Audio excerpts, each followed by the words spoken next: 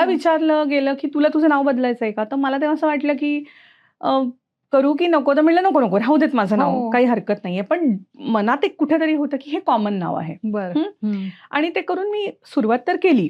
माझं हं, नाव हं. वगैरे मी अजिबात बदललं नाही. हं. एकदा ना एका खूप मोठ्या लेजेंडरी कलाकाराच्या दिवंगत कलाकाराच्या आईंना मला फोन करायचा होता. हं, हं, हं. आणि मी तो फोन लावला त्यांना. हं. मला त्यांची मुलाखत घ्यायची होती ह्या कलाकाराविषयी. बरं. त्या मुंबईला राहायला. हो.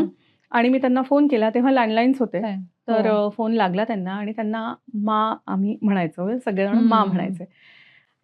तर मी त्यांना विचारलं म्हटलं, की असं-असं आहे. मी रेडिओ मिर्चीतनं हं. बोलतीये आणि हं. मला तुमची मुलाखत घ्यायची तर आपण घेऊयात का? म्हणजे हं. तुम्ही मला वेळ द्याल का? हं. तर मला त्या म्हणाल्या, "काय संदर्भात मुलाखत आहे?" तर मी सांगितलं, की असं-असं त्या हं. संदर्भ वगैरे हो, सगळा हो. सांगितला. "बरं, बरं, ठीक आहे. हं. काय नाव काय म्हणालीस तुझं?"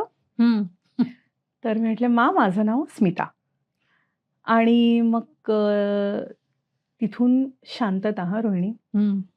अक्षरशः 2 मिनिटं त्या काहीच बोलल्या नाही. आणि बरं. इथून मी त्यांना विचारतेय, तुम्ही ऐकताय का? हॅलो, माझा आवाज येतोय का? काय हं, झालं?" हं, हं. आणि फोनच्या त्या बाजूनं गदगदलेला आवाज ऐकू आला.